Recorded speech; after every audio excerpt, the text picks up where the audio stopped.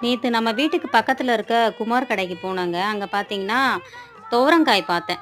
பார்த்தே பல வருஷம் ஆச்சு. சின்ன வயசுல இந்த காயெல்லாம் எங்க அம்மா அவிச்சு குடுத்துருக்குறாங்க. அவ்ளோ சூப்பரா சாப்ட்டுருக்கோம். காராமணி காய் இது எல்லாம் கழனியில இருக்கும்.